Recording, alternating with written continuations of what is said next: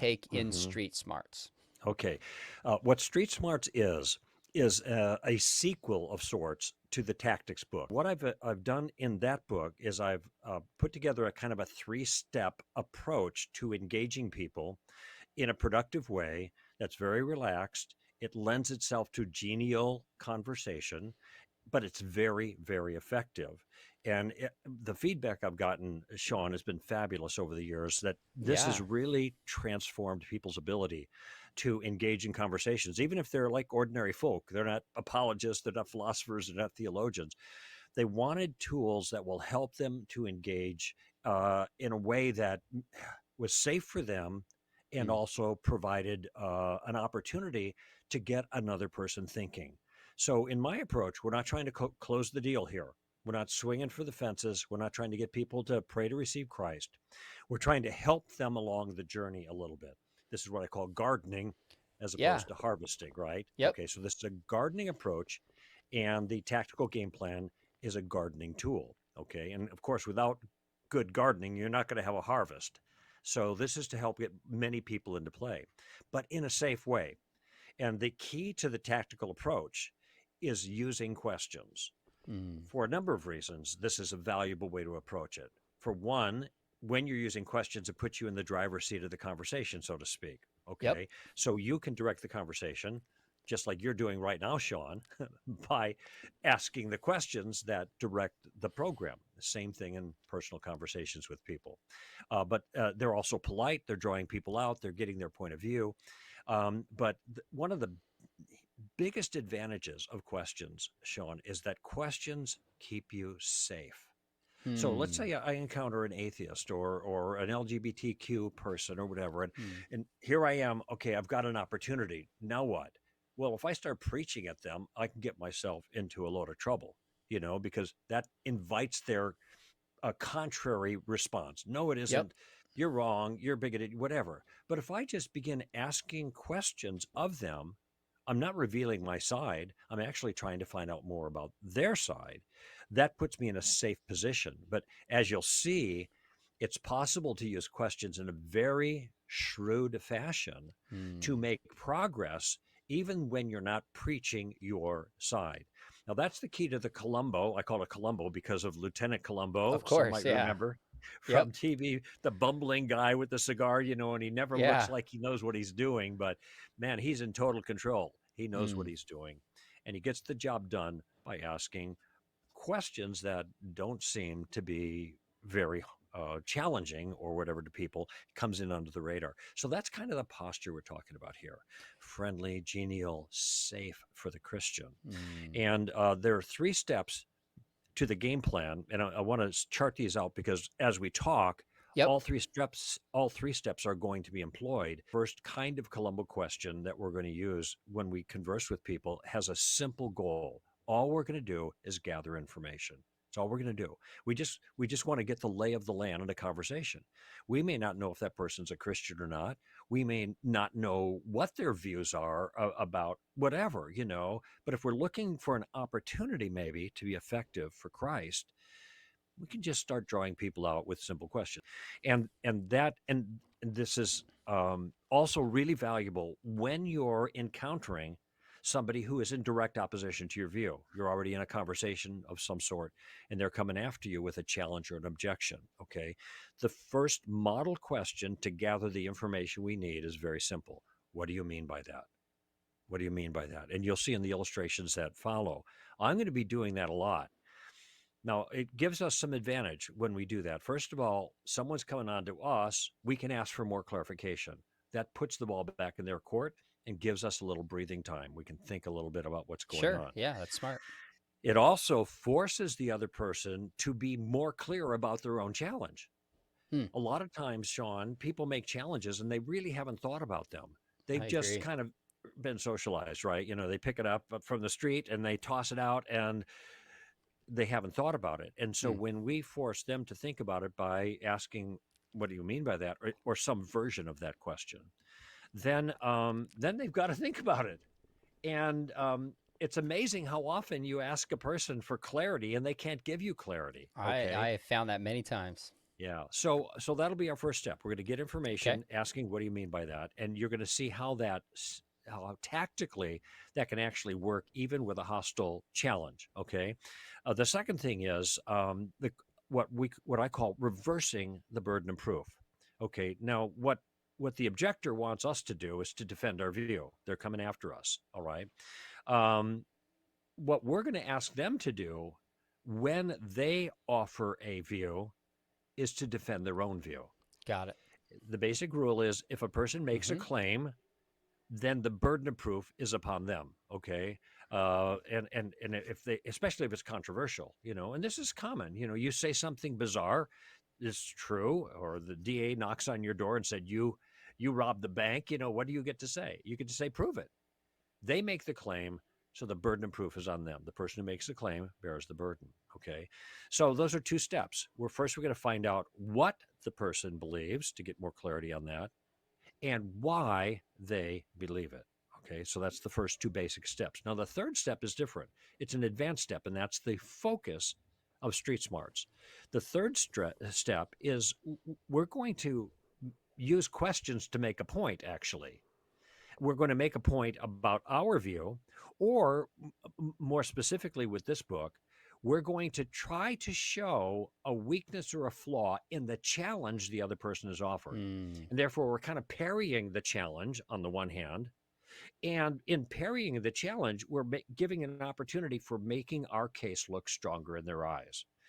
Now, keep in mind, just I want to reinforce this, making our case look stronger. See, we're not going for the gold here. We're not swinging for the fences. We're not trying to prove Christianity is true. We're trying to put a stone in their shoe. We're trying to give them something to think about. We want to annoy them a little bit in a good way and think about Christ or the issue. And they may be thinking about something positive about Christianity. They may be thinking about something for the first time negative about their own view that they've just offered. So that's what I'm after here in this whole process.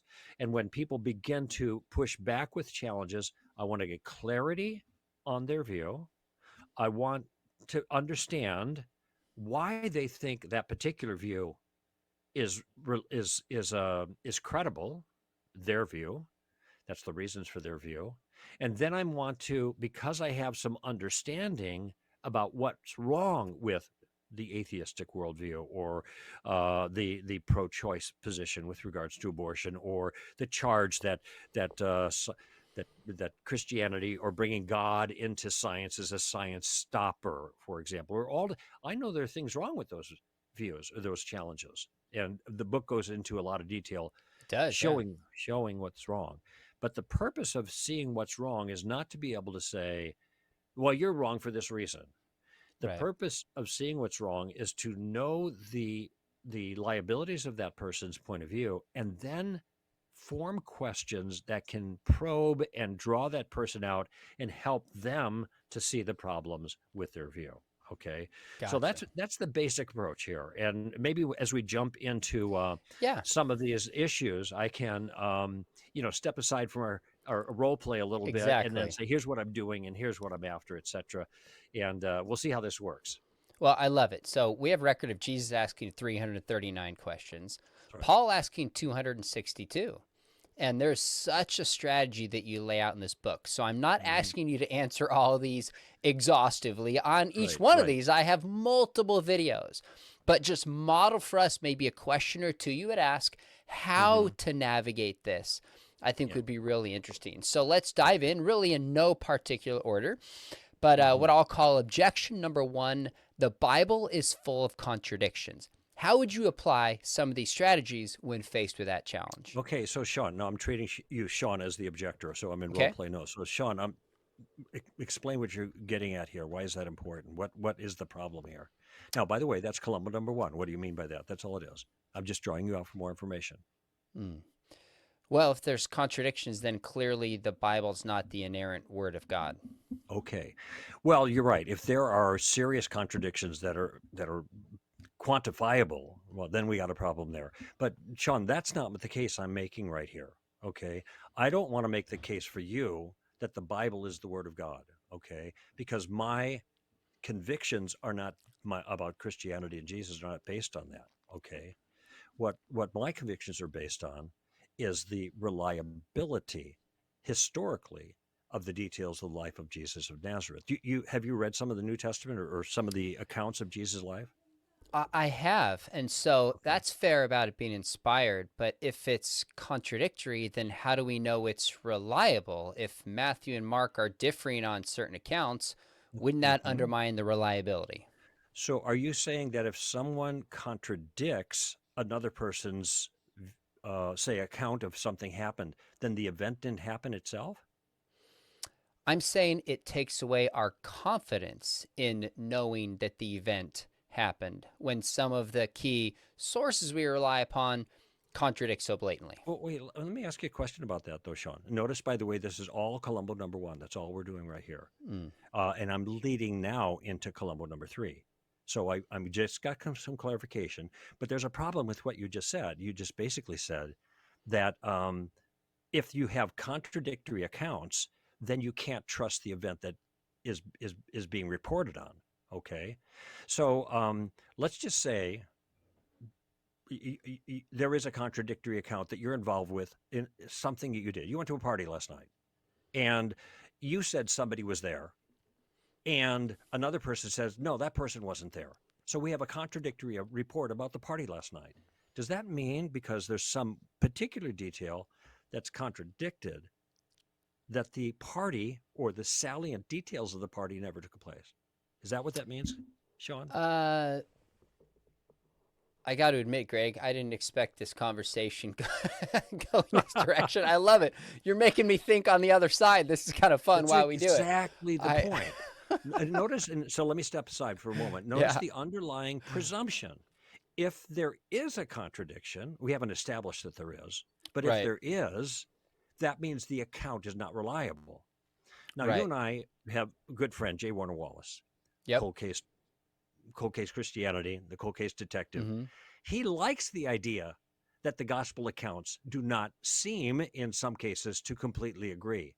That for him is is a an earmark of authenticity.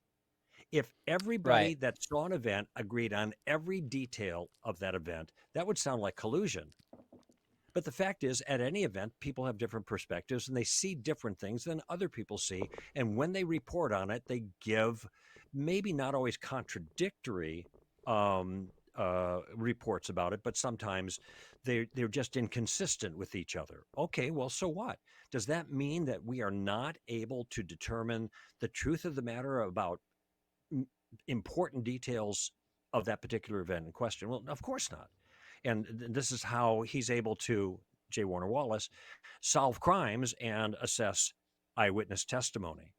As it turns out, the eyewitness testimony in the New Testament of the various events are, they just, this is what convinced him to leave atheism and become a Christian. Yeah. So the simple point, the background point here is the Bible doesn't have to have complete consistency in all of its historical accounts in order to be, for those accounts to be reliable in reporting the details of the event.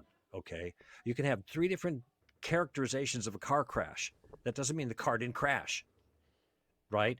And so, say, for instance, with the resurrection of Christ, we have these various details about the resurrecting morning, who went where, when, how, and all that. You read different accounts in it, and you get what seem to be variations. Now, I actually think when you make a much closer look, they're not contradictory. They're just giving you different facets of what happened that morning. Okay. And that's another issue, Sure. whether there Sure. really is a contradiction. But even if it appears that the accounts are not consistent with each other, does that mean that Jesus didn't rise from the dead? That the central feature of those accounts is not true? And that actually doesn't follow. And that's why what I'm going to do is to make the point with you by bringing up an illustration from your own life or experience or whatever to show we wouldn't do that in most events in life. We wouldn't just dismiss them if there appeared to be a contradiction. But I don't want your listeners to miss really my main strategy in dealing with the Bible contradiction ones. I'm not going to try to prove to non Christians that the Bible is the inerrant, inspired Word of God. This is a monumental task, and you don't need to do that. The early Christians, those in the first century, especially the first 15, 20, 30 years, they didn't have an inerrant Bible to refer to. They had people who gave an account of the life of Jesus of Nazareth, things that were done in history. And that was the foundation for their faith. It's interesting when you see in the book of Acts, Luke writing, he's talking about, and then they spoke the word, and they spoke the word, and they were speaking the word and preaching the word. But when you look closely, they weren't quoting Bible verses. They were summarizing the accounts of the life of Jesus and the resurrection of Jesus and their personal interaction with him and their eyewitness testimony of the resurrection, and that he fulfilled prophecy and things like that. And that taken as a whole was counted by Luke in that context as the word of God. That is the message of the Mm. gospel explained in terms that people could understand. No inerrant Bible at that point. Old Testament, yes, but with the Jews, with the Gentiles, that didn't matter. And so what you had was a reliable accounting of the salient historical events themselves. And that's what really matters for us, not an inerrant Bible. I do believe in inerrancy, just so there's no Yeah, confusion, of but course, we fair don't enough. have to prove that in order to make the case that that Christianity is true. It's a true characterization of the world. Great response.